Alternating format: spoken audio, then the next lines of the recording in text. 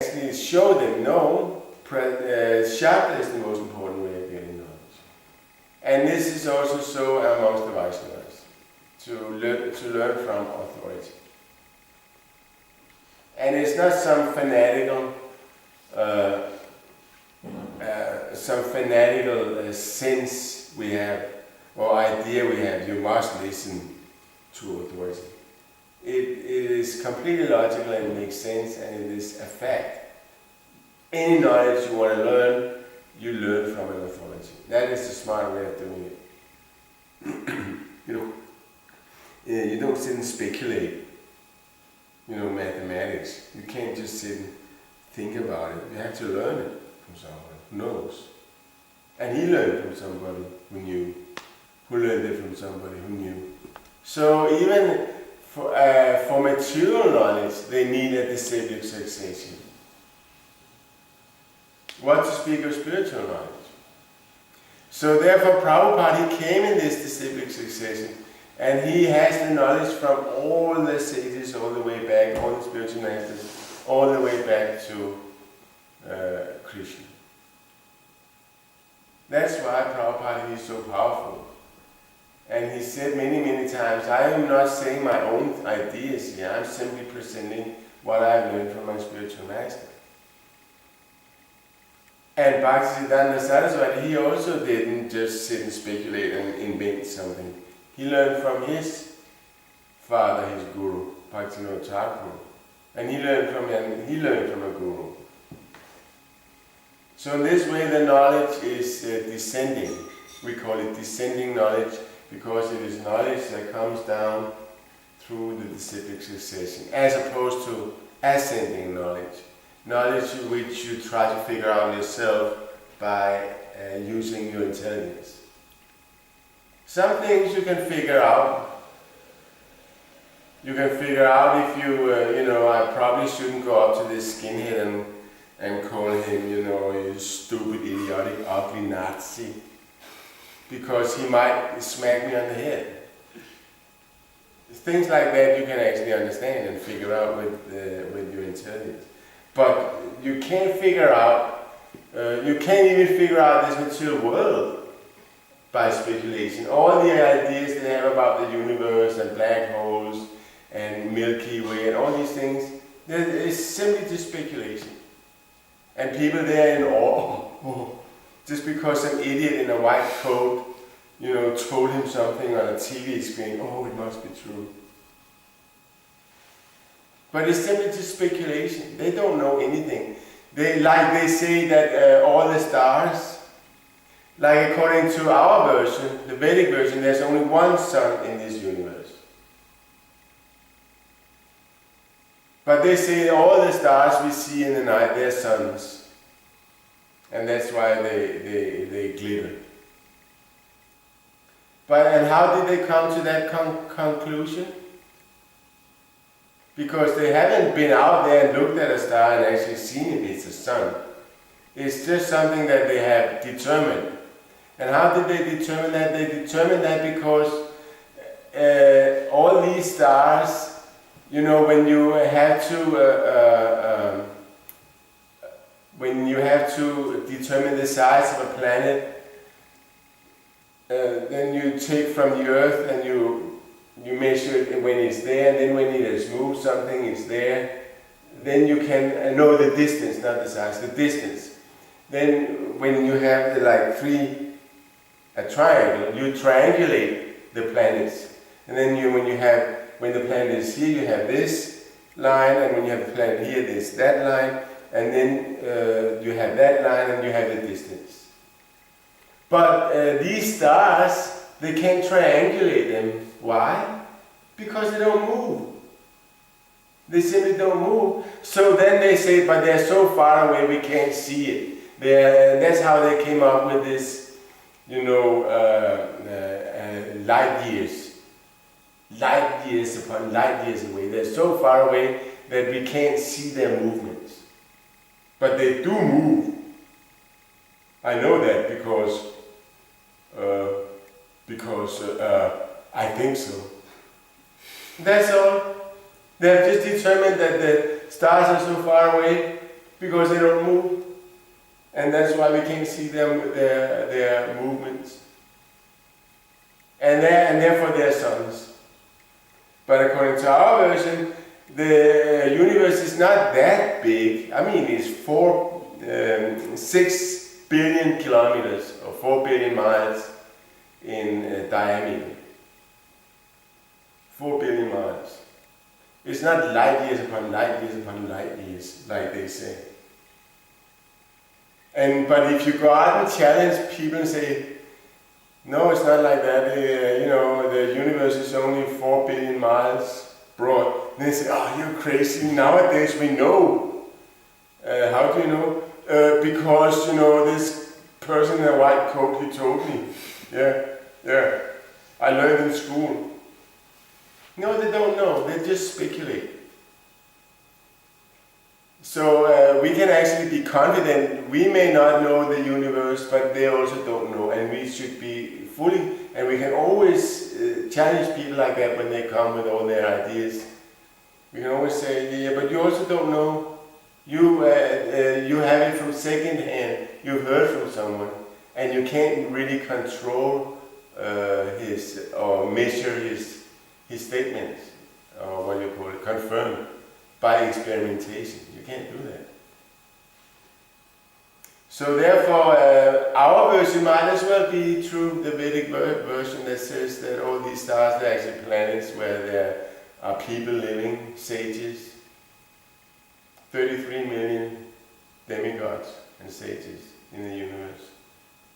They should count all the stars and see if it comes out as 33 million. Probably would,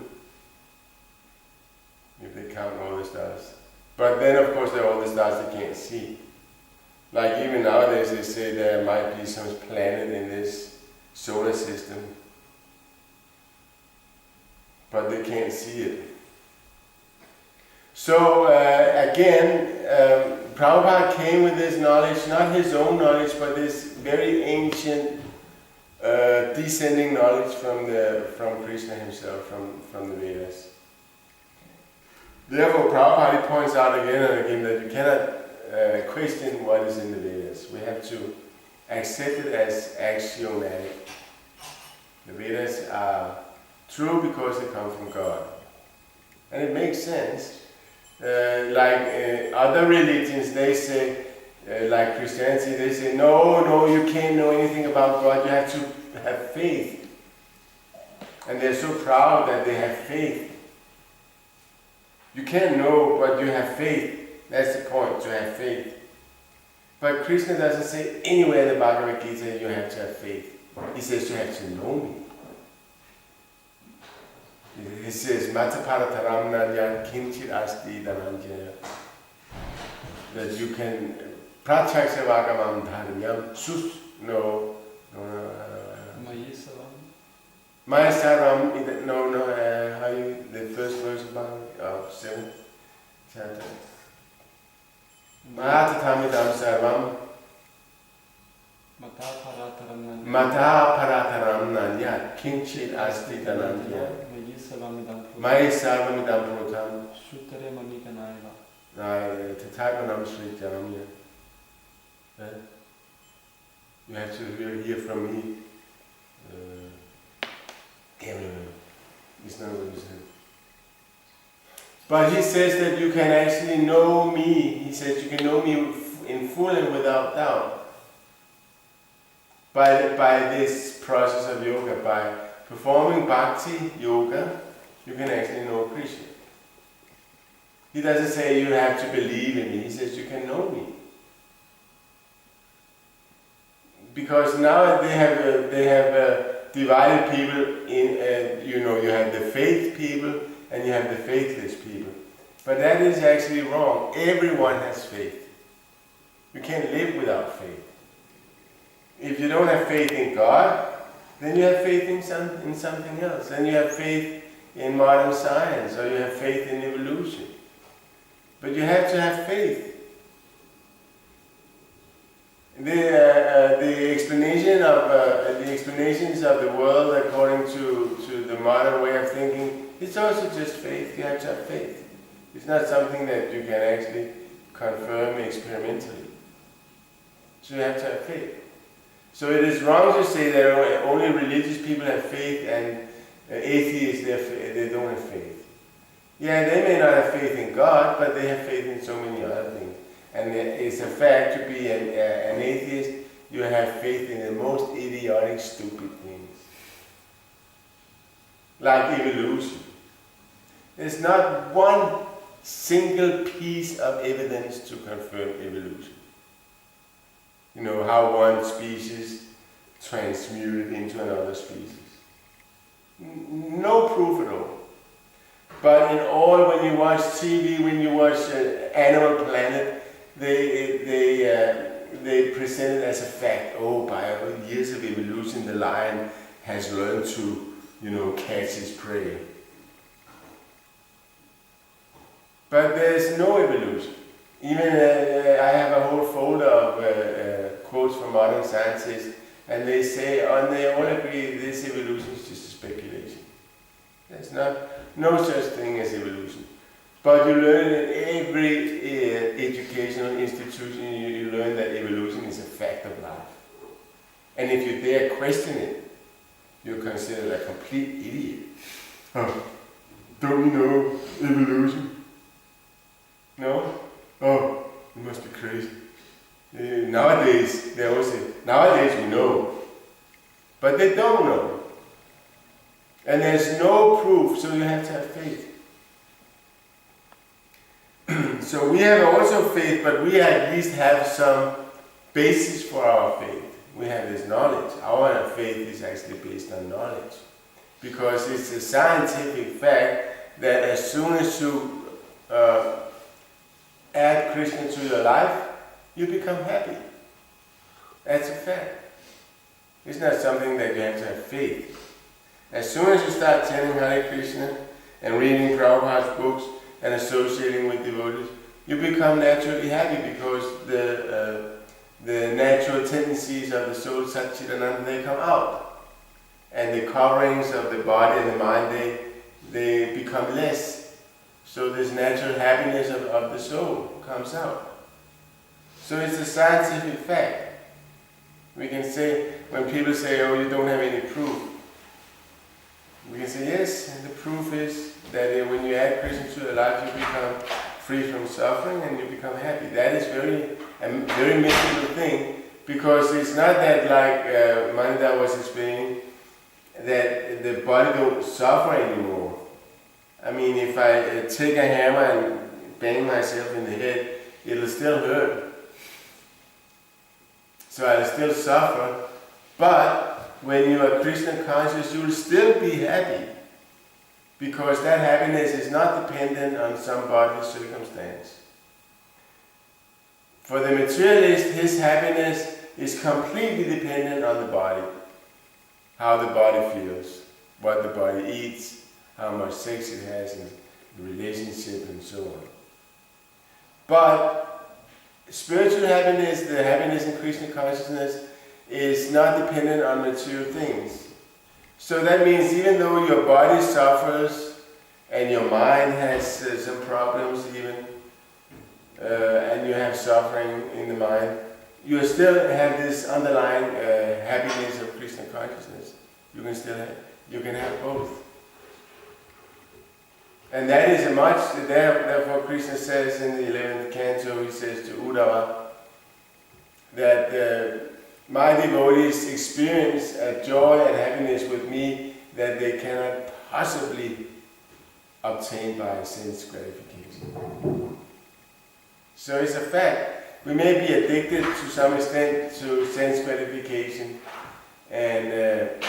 but it is not nearly the same kind of pleasure that we get from Krishna consciousness. Why? Because it's dependent on our body. And it becomes, everything material becomes boring. Like eating is considered one of the great pleasures of life. But as soon as you're finished eating, you're sick of eating and you think, I can't eat anything, for the rest of my life. And then, 5 hours later, you're hungry again. You have to do the thing again. Oh, it's so nice. And then you eat, and I have a tendency, I eat till I get practically sick. And then I think, no, I can't eat, I will never eat again. And then half a day later, I have to go through the whole thing again. And that's how it is with all body. Sex is the same thing. When you fantasize about it in the mind and think about, oh, I just gotta have it. And then as soon as you have it and it's finished, you think, was that all? So sense gratification, it may make you feel nice for some minutes, some seconds. But because it ends, it cannot really satisfy the soul. But Krishna consciousness is eternal pleasure.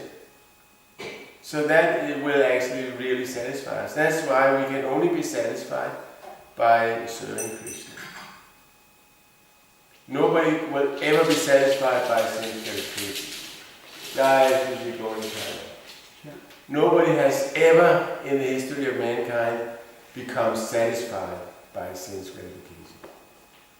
You can say, yeah, but I'm satisfied, I'm getting drunk and having sex. Great satisfaction. But if you're satisfied, why do you have to repeat it again and again and again? If you're actually satisfied, why do you have to do it again and again? That means you're not satisfied. You have to do it again and again and again. Of course, you could say, yeah, but you also have to chant Hare Krishna again and again and again. That's Oops. for free. Oops, what? That's for free. Yeah, it doesn't cost anything. And it doesn't make you feel bad. It's a fact. Sense gratification always ends in suffering. You may even find the perfect girlfriend and have perfect children. But it ends in suffering because either she leaves or you leave, or your children they become junkies or skinheads or whatever. It always ends bad. And even if it's perfect, you have perfect karma, you have such good karma that you live your whole life in a perfect family situation, then you die and you get sick. So material happiness always ends in suffering, but spiritual happiness in Krishna consciousness only goes on and on and on, and it gets better and better and better and more, and it never ends. That's why the pleasure of Krishna consciousness is superior. And we have to practice it. That's why we chant Hare Krishna again and again. We have to practice it. It's like anything you want to become good at, you have to practice. So we practice chanting Hare Krishna to purify the mind, and the more we chant, the more purified we get, and the more purified we get, the more happy we become. And the more we love Krishna. And when we actually start loving Krishna, it's just such a fantastic feeling to actually love someone who will never leave you. If you love a body or a girl or a man, they always end up disappointing you or leaving you, or you end up not loving them anymore. It always ends bad. But when you love Krishna, he will never leave you. He's always there. That's the far out thing about Krishna. And even though he can be far away, he is still right here in his holy name. Like in the material world, there's a difference between a word and the substance. Like water, that's a word, and there's a substance, water, and they're different. But in the spiritual world, water, the substance water and the word water is the same. You say water in the spiritual world and there's water. And the same with Krishna. You say Krishna and there is Krishna. We may not see that right now or understand it right now, but we will. Gradually, as we become purified, we will understand that more and more and more, how Krishna is present in his name. That's the first thing. This Nama, Rupa, Guna Lila. It's in that progression. Thank you for you. Now, the first that is realized by Krishna is his name, and you realize when Krishna is not different from his name, that means you have realized Krishna's name. and then his rupa, his form. You see his form there, right there on the altar. And then guna, his qualities, and then his pastimes. When you can say, I understand Krishna's pastime, but you actually won't really understand Krishna's pastime until and before you enter into them. And at one point, that's what we're actually going to do. We're going to enter into Krishna's pastime. We're going to play with Krishna. Far out. Thank you very much for your kind attendance and presence. Are there any comments or questions?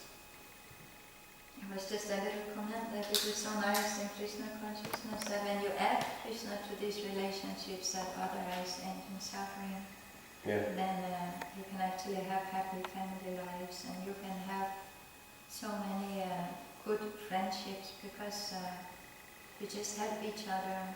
Because Krishna is the center. As soon as you add Krishna, it becomes spiritualized. And so even those things that are material, like Prabhupada in many purports, he hammers on family life and says, if you're only interested in family life, you're just worthless. But assume it's just like this thing with all the shiras, material life, including family life and children and wife and husband and society and love and friendship, they're all a string of zeros. But as soon as you add Krishna, the one of Krishna, it becomes valuable, becomes spiritualized. So the same things that are Maya in Krishna consciousness can become an asset, like family life. Usually, you leave family life because it gets you attached to the material world.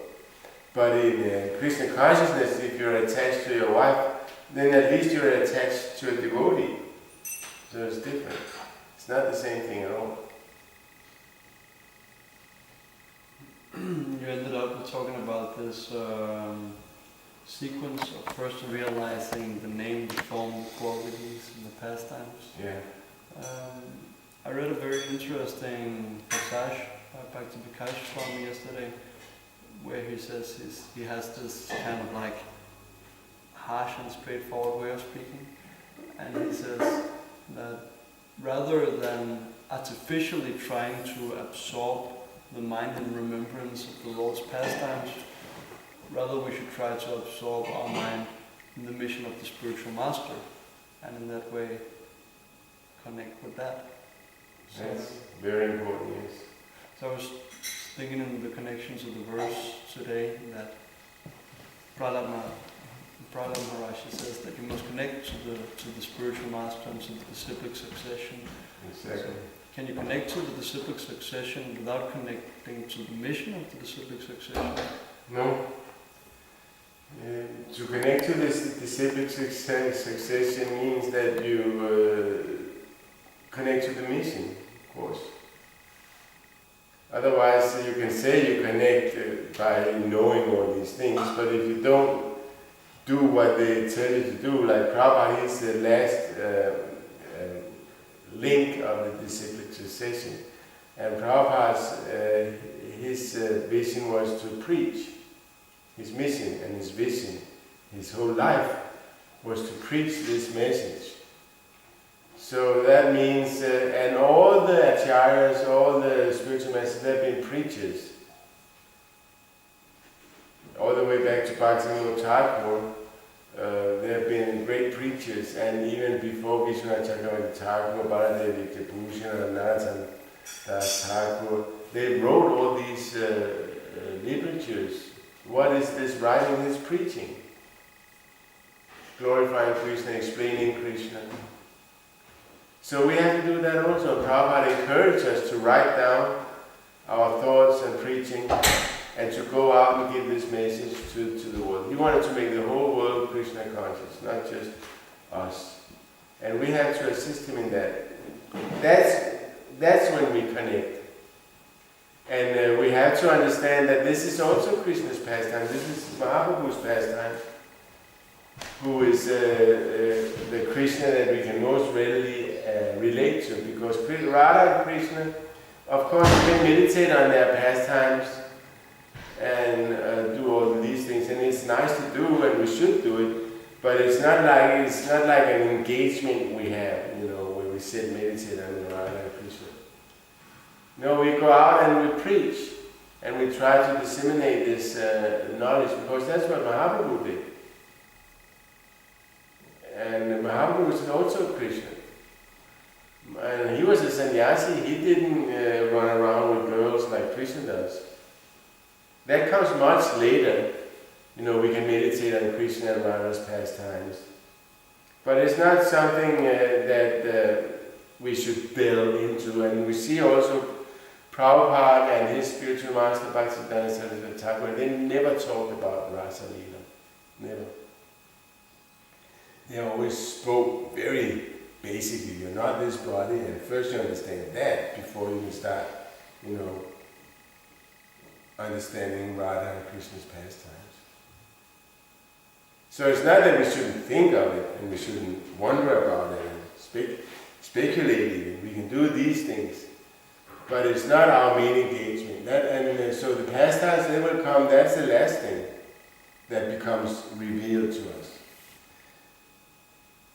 But we are participating in Krishna's pastimes, and it's Mahaprabhu's pastime of re-spiritualizing the world. That's also Krishna's pastime.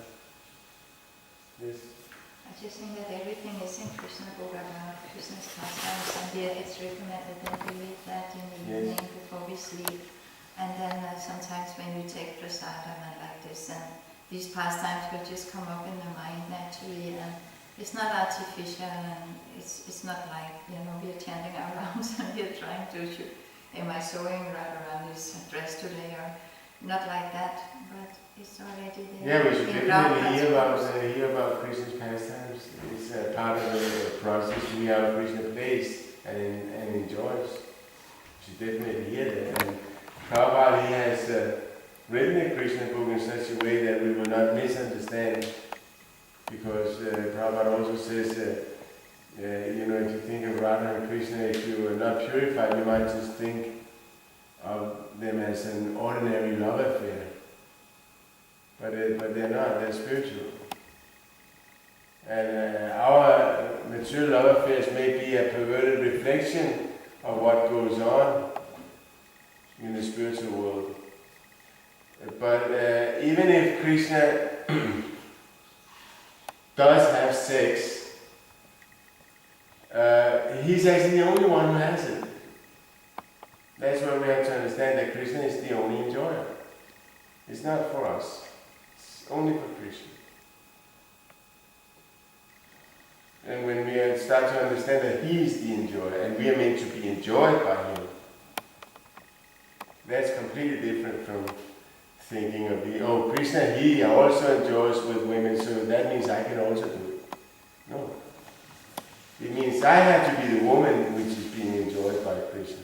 I have to be the friend which is being enjoyed by Krishna. Or I have to be the parent who is being enjoyed by baby Krishna. So we are meant to be enjoyed, we are not the enjoyers.